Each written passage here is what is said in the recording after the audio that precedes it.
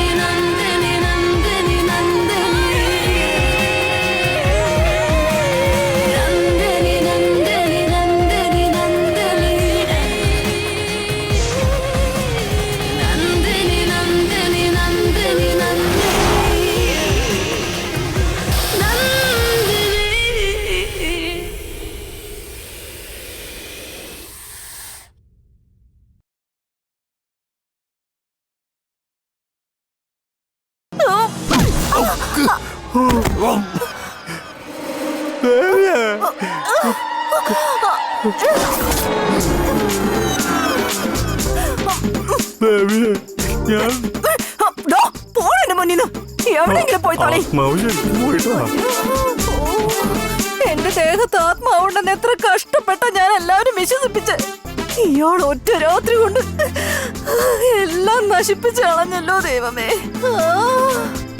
ഇനി ഞാൻ എന്ത് ചെയ്തിട്ട് എന്റെ മോളെ കൊട്ടാരത്തിലെ മരുമകളാക്കാൻ ആലോചിക്കുമ്പോ എന്റെ തല പൊട്ടിപ്പൊളിയ. എന്ത് ചെയ്യും ഞാൻ ഇനി?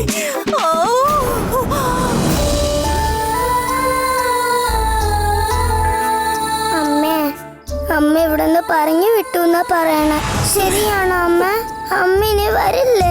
ദേവസേനെ, അമ്മ തീർച്ചയായും വരും മോളെ, നീ വിഷമിക്കാതെ. എന്താ അമ്മ എന്നോടൊന്നും മിണ്ടാത്ത? ഇനി അമ്മ എന്നോട് സംസാരിക്കില്ലേ? ഇതുകൊണ്ടല്ലേ അമ്മോട് പോവണ്ടെന്ന് പറഞ്ഞു? അമ്മ അത് കേട്ടില്ലല്ലോ. എനിക്കിപ്പോ അമ്മേനെ കാണാനേ പറ്റുന്നില്ല. അയ്യോ, ഞാൻ പറയുന്നുണ്ട് ദേവസേനെ, മോക്ക് കേക്കാത്തതാ. ആ ചാമുണ്ടി എന്നെന്തോ മായ കാട്ടി കെട്ടി വച്ചിരിക്കും. അമ്മ എങ്ങനെയെങ്കിലും തിരിച്ചു വന്നിരിക്കും. മോള് കരയാതെ മോള്. ഞാൻ എപ്പ വിളിച്ചാലും വരാന്ന് പറഞ്ഞതല്ലേ. ഇപ്പൊ എനിക്ക് അമ്മ കാണണം. വാ അമ്മ. അയ്യോ, ആ ചാമുണ്ടി എന്റെ കുഞ്ഞിനെ കരയിക്കുകയാണല്ലോ. എന്നെ കൊണ്ടൊന്നും ചെയ്യാനും പറ്റുന്നില്ല.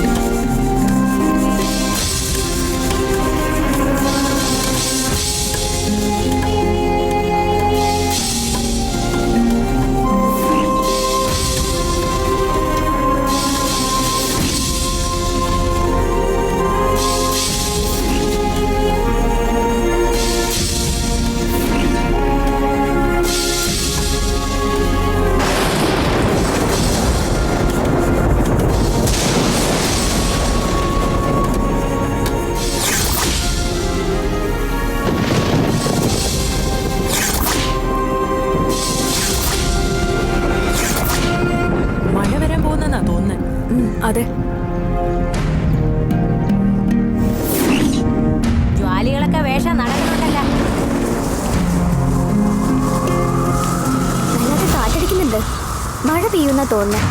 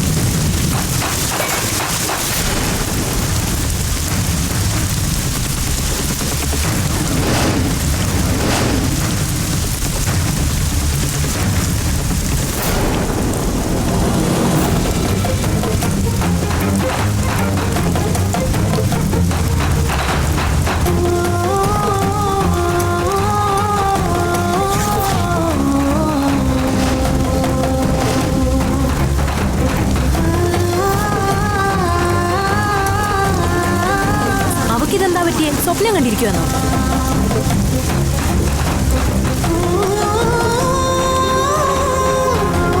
അവളെന്താ അവിടെ തന്നെ ഇരിക്കണേ? ഞാൻ പോയി അവളെ വിളിച്ചോണ്ട് വരാം. പോയി അവളെ വിളിച്ചോണ്ട് വന്നേ. അവൾക്ക് വല്ല പനിയോ ജലദോഷം വന്നു കഴിഞ്ഞാൽ നമ്മൾ പറയേണ്ടി വരും. വേഗം പോയി വിളിച്ചോണ്ട് പോ അവളെ. അങ്ങനെ കയറിയുന്ന എല്ലാവരും നന്നായിട്ട് തോർത്തട്ടാ. തോർത്തങ്ങട് പനി എങ്ങാനും വന്നു കഴിഞ്ഞാലേ ഞങ്ങൾക്കാ പണി.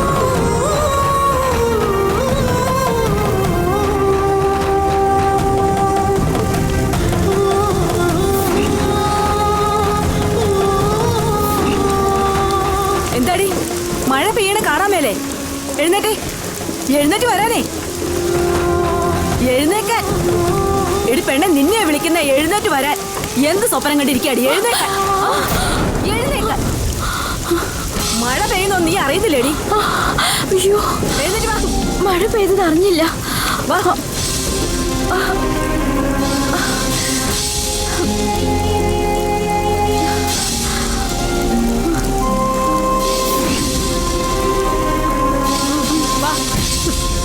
നോക്കി നടക്ക്. വേഗം വേഗം.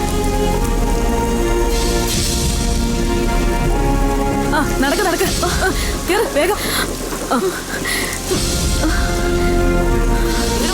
എടി പെണ്ണെ, നീ എന്താ മഴയത്ത് അവിടെ ചെയ്തോണ്ടിരുന്നേ? നിനക്ക് വരെ പനിയോ ജലദോഷം വന്നു കഴിഞ്ഞാൽ ആ ജയിലറോട് ഞങ്ങൾ വേണം സമാധാനം പറയാം. ചോദിച്ചു കേട്ടില്ലേടി?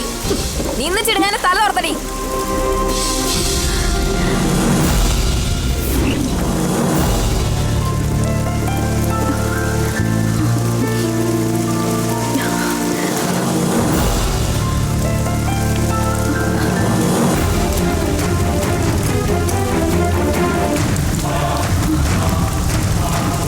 എന്തുപറ്റി? എന്താ ഇപ്പൊ ഇങ്ങനെ നോക്കാൻ? ചുറ്റിനും നടക്കുന്ന എന്ത് കാര്യമായാലും അതൊന്നും അറിയാതെ ഒരാള് ഇങ്ങനെ അലക്ഷ്യമായിട്ട് ഇരിക്കുന്നുണ്ടെങ്കിൽ അതിന് രണ്ട് കാരണങ്ങളാണ് ഉണ്ടാവുക. ഒന്ന്, ആ വ്യക്തിക്ക് മോക്ഷം ലഭിച്ചു കഴിഞ്ഞിരിക്കണം. ഇനി ആ കാരണത്താൽ അല്ലെങ്കിൽ ആ വ്യക്തിയെ അലട്ടിക്കൊണ്ടിരിക്കുന്ന എന്തോ പ്രശ്നങ്ങൾ വേറെ ആരോടും പറയാൻ പോലും പറ്റാതെ ഉള്ളിൻ്റെ ഉള്ളിൽ അയാൾ നീറ്റുന്നു എന്ന അർത്ഥം. ഇതിലേതെങ്കിലും ഒന്നായിരിക്കണം നിന്നെ ബാധിച്ചിരിക്കുന്നത്. നിന്റെ ഉള്ളിൽ എന്തൊക്കെയോ പ്രശ്നങ്ങളും വേദനകളും ഉണ്ടെന്ന് അന്നേ എനിക്ക് തോന്നിയതുകൊണ്ടാണ് അതൊന്നും മനസ്സിൽ വെച്ചിരിക്കാതെ വേറെ ആരോടെങ്കിലും പറയാൻ പറഞ്ഞത്. ഇങ്ങനെ എല്ലാം ഉള്ളിൽ ഒതുക്കി വെച്ച് നീ എന്തിനാ ഇങ്ങനെ നീറി ജീവിക്കുന്നേ?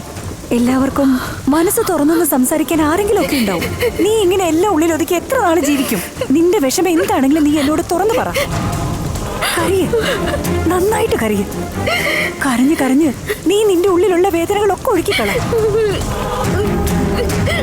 സഹിക്കാൻ പറ്റാത്ത വേദനകള് മനസ്സിൽ വെച്ചിങ്ങനെ ചുമക്കുന്നതേ ഒരു വിധത്തിൽ പറഞ്ഞാൽ മരണത്തിന് സമോ.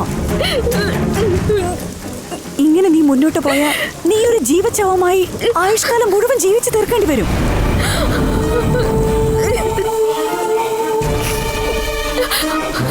നീ ഇപ്പോഴുള്ള ഈ അവസ്ഥ നിന്റെ ചിരിയും നിന്റെ സന്തോഷവും ആഗ്രഹങ്ങളും ആനന്ദവും കനവുകളും ഉത്സാഹവും ഇതെല്ലാം ഇല്ലാതാക്കി ജീവിതത്തോട് തന്നെ വിരക്തി തോന്നി അവസാനത്ത് നിന്നെ തന്നെ ഇല്ലാതാക്കും.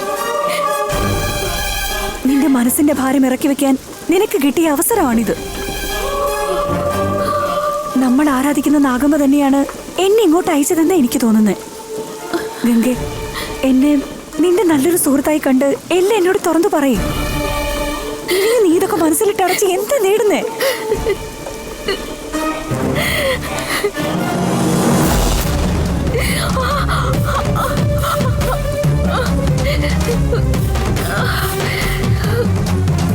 മഴ പെയ്തിട്ട് നീ അറിഞ്ഞില്ല എന്നുള്ളത് പോട്ടെ, കൈയുടെ തൊലി മുഴുവൻ പോയി ചുവന്നിരിക്കുന്നത് കണ്ടില്ലേ നീ? ഇതുപോലും നീ അറിഞ്ഞില്ലേ ഗംഗെ?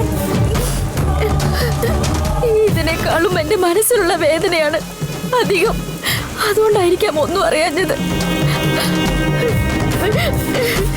എനിക്ക് നിന്നോടെല്ലാം തുറന്നു പറഞ്ഞ് പൊട്ടിക്കരയണമെന്നുണ്ട്.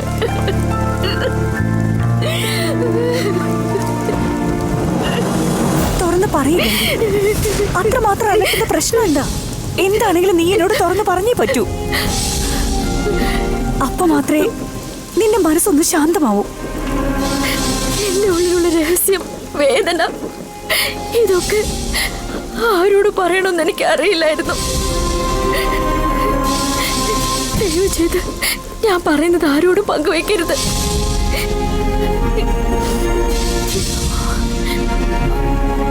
എപ്പോഴും തെറ്റ് ചെയ്യുന്നവർക്കാണ് ശിക്ഷ കിട്ടേണ്ടത്. എന്നാ ഞാൻ യാതൊരു തെറ്റും ചെയ്യാതെയാണ് ഇത് അനുഭവിക്കുന്നത്. ഇതെല്ലാത്തിനും കാരണം ഞാൻ പൂജിച്ചിരുന്ന നാഗമ്മയാണ്. ആ മഴ മാറി, എല്ലാവരും അവരവരെ സ്ഥലത്തേക്ക് പോയേ. എടോ ഇവരെ അങ്ങോട്ട് കൊണ്ടുപോയേ.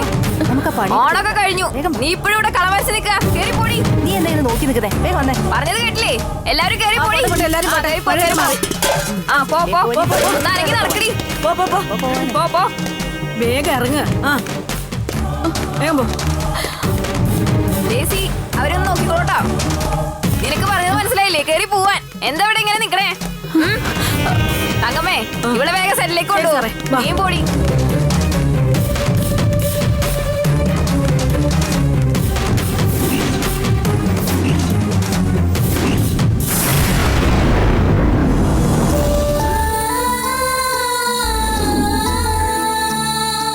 എന്റെ അമ്മയെ കാണാൻ വേണ്ടി വിളിച്ചിട്ട് വരുന്നില്ല. എന്തു ചോദിച്ചാലും ഒന്നും പറയുന്നില്ല അമ്മ. എന്നെ ഒന്ന് സഹായിക്കണം നാഗമ്മേ. പ്ലീസ് നാഗമ്മേ, എൻ്റെ അമ്മ ഒന്ന് എൻ്റെ അടുത്തേക്ക് കൊണ്ടുവരുമോ? എൻ്റെ അമ്മയോട് എൻ്റെ ഉള്ളിൽ തന്നെ ഇരിക്കാൻ പറയണേ, വേറെ എങ്ങോട്ടും പോകരുതെന്ന് പറയണം. എൻ്റെ അമ്മയെ കാണാത്തോണ്ട് എനിക്ക് വല്ലാണ്ട് സങ്കടം തോന്നുക. എനിക്ക് എൻ്റെ അമ്മയെ വേണം.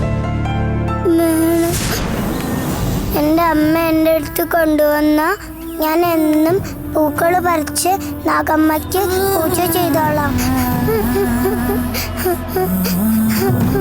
എൻ്റെ അമ്മ എൻ്റെ കൂടെ ഉണ്ടായിരുന്നില്ല. ഇപ്പൊ കണ്ടില്ലേ, ഗംഗ ചേച്ചി എന്നെ വിട്ടിട്ട് ജയിലിലേക്ക് പോയി. എന്തിനാ നാഗമ്മ, ഞാൻ എന്തെങ്കിലും തെറ്റ് ചെയ്തിട്ടാണോ എല്ലാരെയും എൻ്റെ അടുത്തുനിന്ന് പറഞ്ഞു വിടുന്നേ?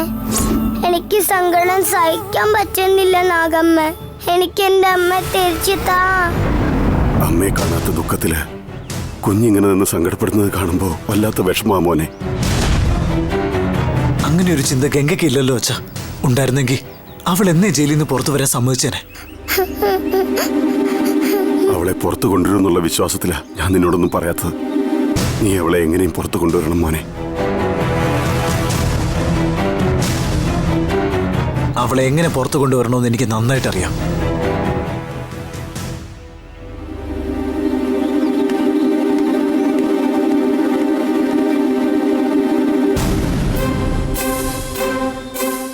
എനിക്കിപ്പോ ഇത് പറയാൻ വേറെ ആരും ഇല്ലാത്തോണ്ടാ.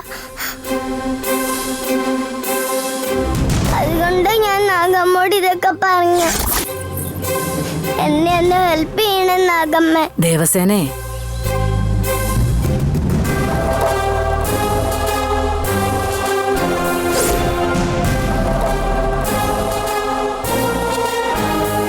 നീ പുറ്റിനോട് പ്രാർത്ഥിച്ചാ ഒന്നും നടക്കാൻ പോകുന്നില്ല.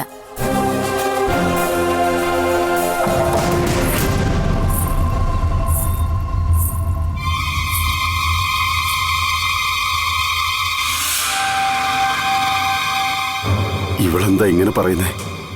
എന്താ അങ്ങനെ പറഞ്ഞേ? ചാമുണ്ടിക്ക് ദൈവത്തിൽ വിശ്വാസമില്ലേ?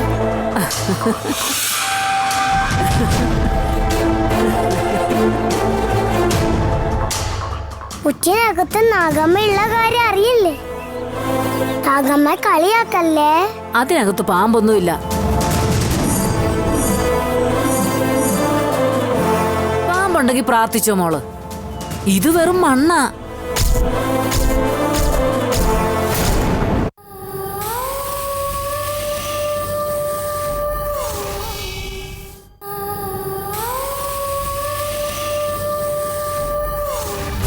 പുറ്റിനകത്ത് നാഗമ്മയുള്ള കാര്യം അറിയില്ലേ? നാഗമ്മ കളിയാക്കല്ലേ? അതിനകത്ത് പാമ്പൊന്നുമില്ല.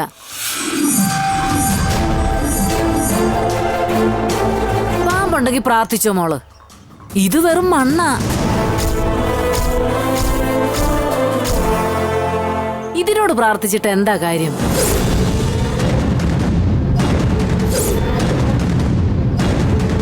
സ്വാമി പറഞ്ഞതുപോലെ തന്നെയുള്ള പൂജാകർമ്മങ്ങളൊക്കെ ചെയ്ത ഇതിനകത്ത് പാമ്പില്ലെന്ന് കണ്ടുപിടിച്ചത്.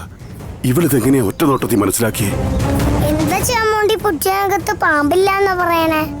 അതങ്ങനെ ചാമുണ്ടിക്കറിയാം? ചാമുണ്ടി മന്ത്രവാദിയാ? എങ്ങനെയാ കണ്ടുപിടിച്ചതെന്നൊന്നും പറയില്ല. അതിനകത്ത് പാമ്പില്ല, അത് സത്യമാണ്. നിനക്ക് വേണമെങ്കിൽ വിശ്വസിക്ക്, ഇല്ലെങ്കിൽ പോ.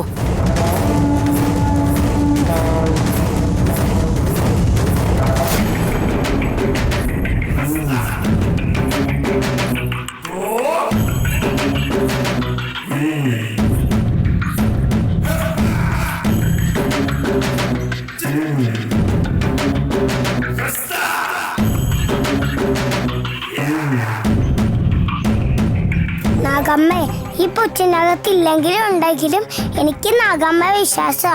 എന്റെ അമ്മ എനിക്ക് തിരിച്ചു തരണേ. പാമ്പ് പുറ്റിനകത്തില്ലെന്നുള്ള കാര്യം ഇവള് മനസ്സിലാക്കിയിട്ടുണ്ടെങ്കിൽ ഇവളൊരു സാധാരണക്കാരിയല്ല. ഇവളാരാ? ഇവൾ ഈ വീട്ടിലേക്ക് വന്നു കയറിയത് എന്തെങ്കിലും ലക്ഷ്യമായിട്ടാണോ?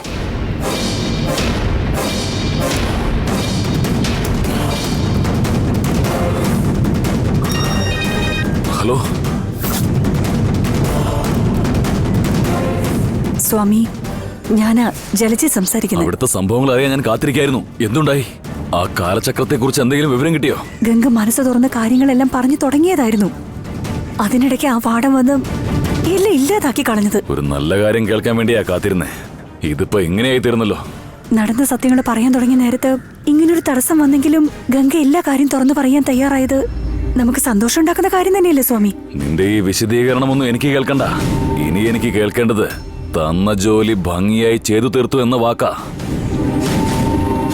അതെപ്പോഴെന്ന് മാത്രം പറഞ്ഞാൽ മതി. മൂടി വെച്ചിരുന്ന ഗംഗയുടെ മനസ്സ് അവള് തുറന്നു കഴിഞ്ഞു. ഇനി നമ്മൾ തെരഞ്ഞുകൊണ്ടിരിക്കുന്ന കാര്യങ്ങൾ മനസ്സിലാക്കിയെടുക്കാൻ അധിക സമയം വേണ്ടി വരില്ല സ്വാമി. നാളെ ഈ സമയത്ത് ഞാൻ സ്വാമിയെ വിളിക്കുമ്പോൾ എല്ലാ ചോദ്യങ്ങൾക്കുമുള്ള ഉത്തരം എന്റെ കയ്യിലുണ്ടാവും. ചെയ്ത് കാണിക്കേ. ഒരു കാര്യം ഓർക്കണം, ഗംഗയ്ക്ക് നിന്നിൽ യാതൊരു സംശയവും ഉണ്ടാവാൻ പാടില്ല. കാരണം നീ ആരാണെന്നറിഞ്ഞാല് അവള് നിന്നോടൊരു വാക്ക് പോലും പറയില്ല.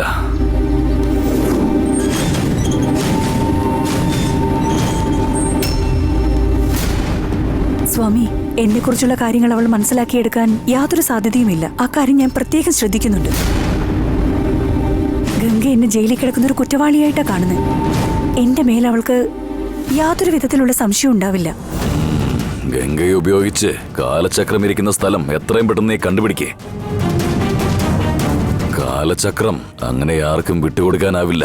അതെപ്പോഴും മനസ്സിലുണ്ടാവണം. എന്നിട്ട് ചെയ്യാനുള്ളത് ചെയ്യേ. ഞാനെങ്ങനെ ചെയ്യാം?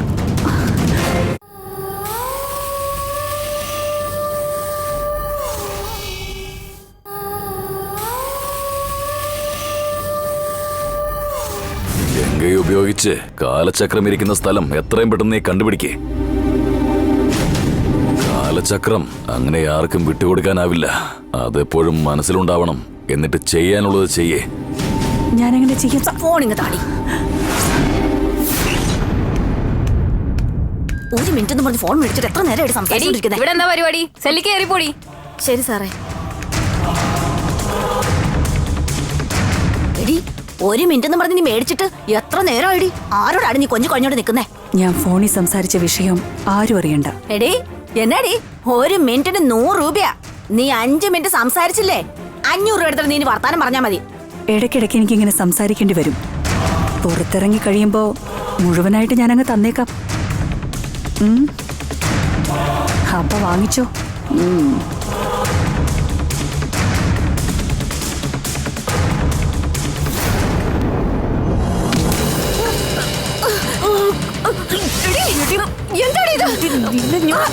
ഫോണ് എത്ര വേണമെങ്കിലും നീ ചോദിച്ചോ.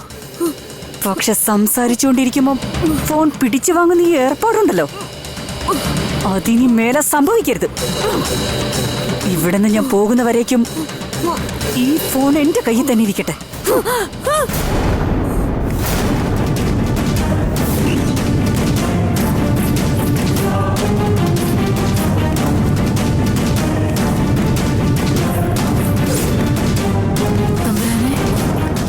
ആരാ നീ?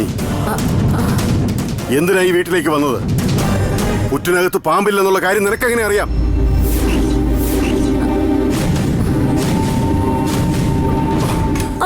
നീ പറയുന്നുണ്ടോ അതോ ഇല്ലയോ?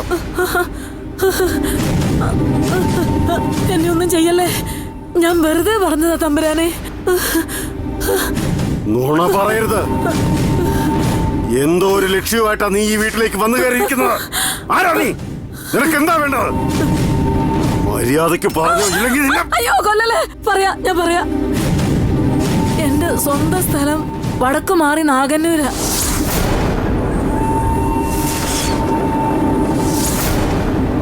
എന്റെ ഗ്രാമം കാക്കുന്നത് നാഗദേവതകളാ.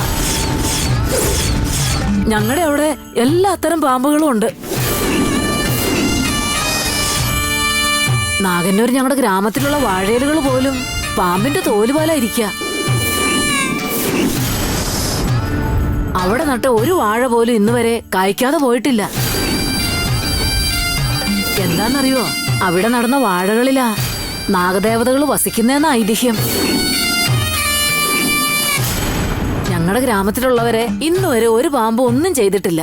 അത്രയ്ക്ക് നാഗദേവതാ ശക്തി കുടികൊള്ളുന്ന നാടാ ഞങ്ങളുടെ.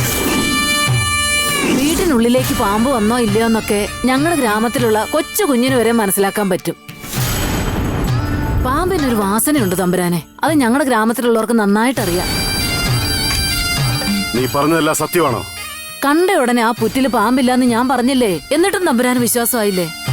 വിശ്വാസം ഇല്ലെങ്കിൽ തമ്പുരാൻ ആ പുറ്റൊന്ന് പൊട്ടിച്ചു നോക്ക്.